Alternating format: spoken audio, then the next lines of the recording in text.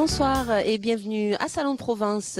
Sur Eau-de-Zone, nous sommes toujours installés au pied du château dans le cadre du festival de théâtre Côté Court. Bienvenue à vous deux à Salon de Provence. Merci beaucoup.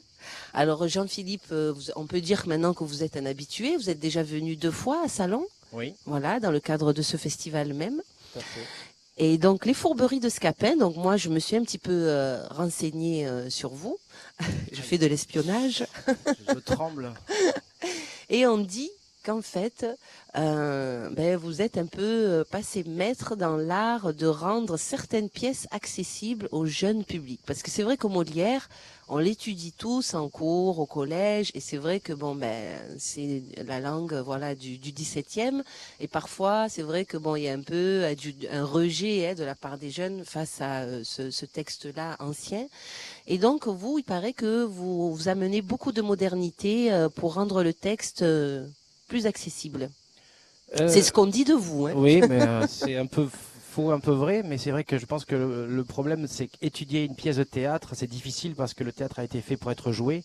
Et c'est vrai, c'est le vrai problème, c'est ce qui différencie la littérature du théâtre, c'est qu'une écriture telle que celle de Molière, elle n'est pas faite pour être lue et expliquée, elle est faite pour être jouée. Vous mettez 2 élèves dans une classe, vous lui donnez une scène des Fourberies de Scapin ou du Malade imaginaire, tout de suite, il y aura un plaisir de jeu et tout d'un coup, ça donne du sens à l'écriture.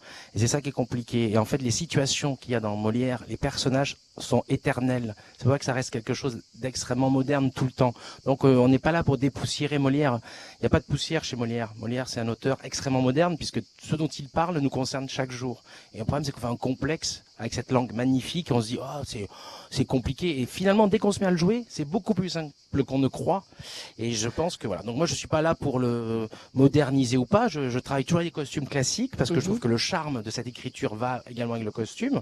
Et je trouve que l'acteur est heureux d'être en costume, de jouer des personnages. Il se transfigure il se transforme face au spectateur. Et c'est vrai que voilà, moi je l'aborde pas, je me dis pas je le fais pour les enfants, mais c'est vrai que moi j'ai toujours une âme, je pense garder une âme d'enfant. J'ai aimé Molière à l'école grâce à des professeurs de français qui nous le faisaient jouer, et à partir de là j'ai eu la vocation de ce métier. Donc c'est vrai que je tiens toujours à essayer de rendre populaire cette œuvre et de la partager avec des gens de 7 à 77 ans ou 107 ans. Enfin bon, justement, est-ce que vous pensez qu'il serait peut-être intéressant que le théâtre soit une matière à part entière à l'école ?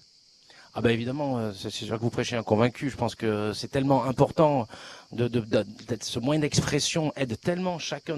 Vous prenez le cas de tous les comédiens qui travaillent aujourd'hui. En gros, ils sont un peu sauvés par le théâtre. Déjà, c'est un métier extraordinaire à vivre, difficile.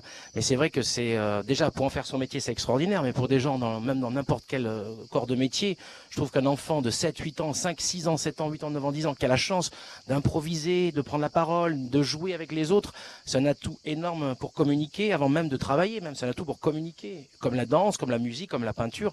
Évidemment, je pense que les formes artistiques sont des éléments extraordinaires pour se développer. C'est vrai que le théâtre est tellement a priori compliqué, mais tellement simple de se mettre à jouer avec quelqu'un. Et je trouve ça incroyable au XXIe siècle qu'il n'y ait pas.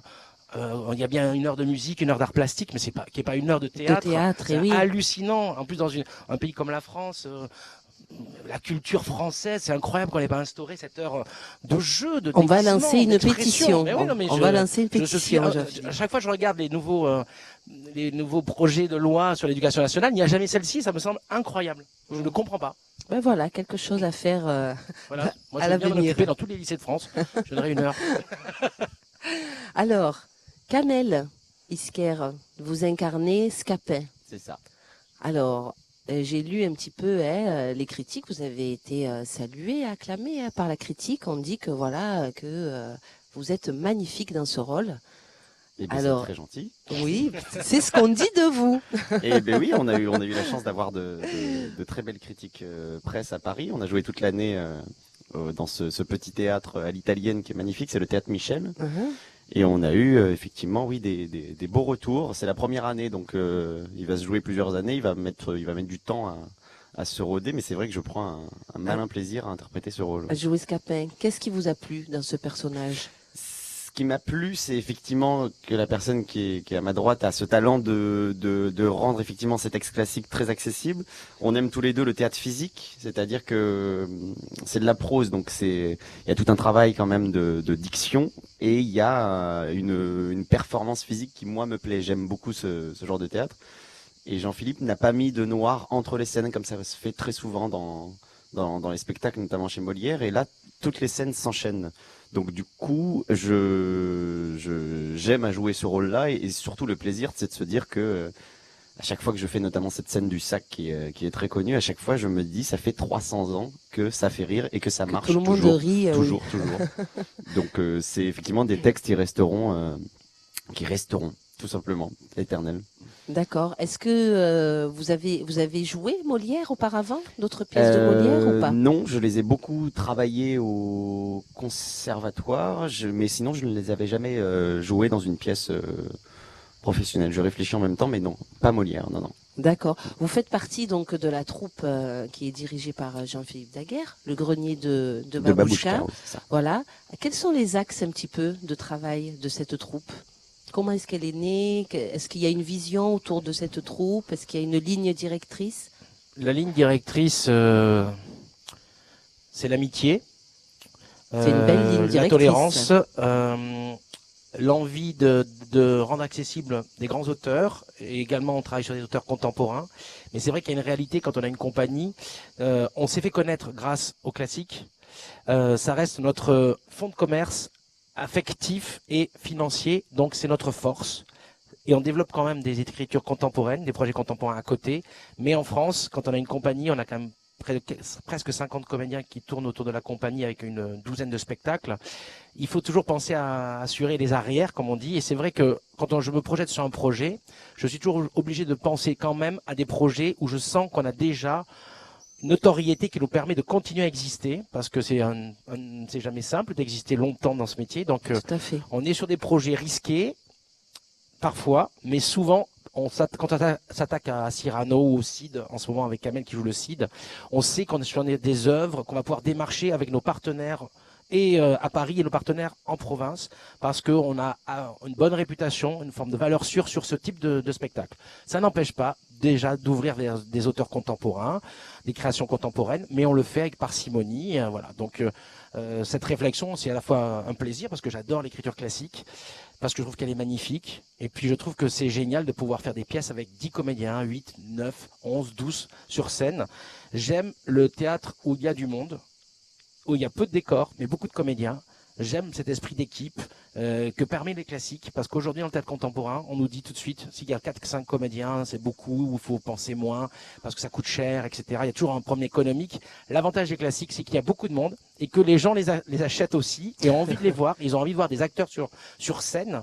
Et moi, c'est vrai que j'adore travailler avec beaucoup d'acteurs, je trouve que c'est vivant, et voilà. La vie est très courte, et je trouve que c'est important de s'accorder des moments avec beaucoup de monde, des gens en plus attachants, généreux, qui ont envie de faire plaisir, de se faire plaisir, faire plaisir aux spectateurs. Donc, moi, ça remplit ma vie, et tant que les gens ont envie que je continue à vivre comme ça, et qu'il y a des gens pour me suivre, je continuerai à le faire. Tant mieux. Voilà. Ben oui, comme nous disait Yves Pignot, qu'on accueillait hier sur ce plateau, un bon metteur en scène doit aimer les acteurs. On sent que vous faites partie de ceux-là.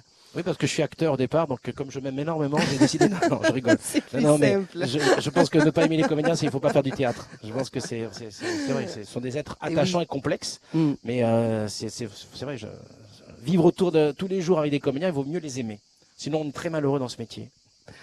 Merci Jean-Philippe. Kamel, comment est-ce que tu es tombé dans le théâtre, si je puis dire? Je suis tombé dans le théâtre parce que comme tout adolescent, moi j'avais pas il fallait faire un sport, et qu'en fait j'ai commencé en faisant des matchs d'improvisation, tout simplement. Donc j'habitais en banlieue parisienne, j'ai fait des matchs d'impro pendant 3 ans, et puis après explique-nous rapidement, qu'est-ce que c'est un match d'improvisation pour ceux qui ne connaissent pas? C'est Jamel Debbouze, on a beaucoup parlé, il l'a popularisé avec la compagnie Déclic Théâtre d'Alain Degois. Tout simplement, on a un thème. d'improvisation. Alors ça peut être les cafards en Amazonie, et puis on est avec une équipe, il y a un meneur de jeu et on a 2 minutes 30 pour improviser sur ce thème-là. Et on joue contre une autre équipe et le public vote la meilleure improvisation. D'accord, c'est comme ça que tu as fait tes armes au Déjà, début. j'ai commencé par ça au tout début, et puis ensuite j'ai repris le théâtre au lycée, dans un club théâtre, et après j'ai fait le conservatoire du 13e arrondissement de Paris. Voilà, c'est comme ça que j'ai commencé. Qu'est-ce que tu pourrais dire aujourd'hui aux jeunes qui nous regardent, qui ont envie de se lancer dans une carrière d'acteur ou d'actrice? Une question que je pose je tout ne le dirais temps. pas qu'ils se lancent dans une carrière, je leur dirais que c'est un métier et qu'on se forme au métier de comédien. Que il y a une formation à avoir. On se dit pas qu'on va se lancer dans ce métier-là parce qu'aujourd'hui tout le monde veut passer à la télé et tout le monde veut monter sur une scène. Non, commencez à aller dans les écoles, formez-vous à la respiration, à la diction, passez 3 ans, 6 ans à vous former. Et puis les rencontres, c'est un métier de rencontre, effectivement, comme ce Jean-Philippe Daguerre qui est à ma droite, c'est aussi une rencontre. C'est un métier fait de réseau, c'est un métier très difficile. Mais par contre, j'insiste, c'est un métier où il faut se former. On monte à Paris, très souvent, pour se former au métier de comédien.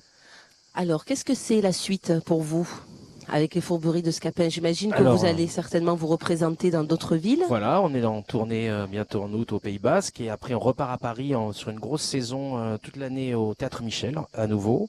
Voilà, et puis a priori quand on monte les Fourberies de Scapin et la compagnie, on joue 5, parfois 6 ans, 6 saisons parce qu'il y a un renouvellement du public permanent. C'est des pièces très populaires et c'est vrai que tant qu'on aura envie de le jouer, que les comédiens seront heureux de le jouer, on continuera à le jouer. Et tant qu'il y aura des gens pour nous programmer, on continuera à le jouer. Voilà. Donc je ne sais pas où est l'avenir, mais en tout cas, on a fait une très belle première année avec beaucoup de spectateurs. J'espère que les autres années seront aussi formidables. Eh ben, on vous le souhaite. Merci en tout cas. Merci Sabrina, merci beaucoup. Merci à vous. à tous et bonne soirée. Oui, vous pouvez. Bonne soirée à tous les gens de On vous souhaite... Sainte-Provence, cette magnifique ville et cette magnifique région. Merci. Merci Jean-Philippe Daguerre, merci Camélie Sker. Donc ce soir, les Fourberies de Scapin dans la cour Renaissance du château de l'Empéry. On se retrouve demain avec de nouveaux invités sur un nouveau plateau télé. Merci, au revoir.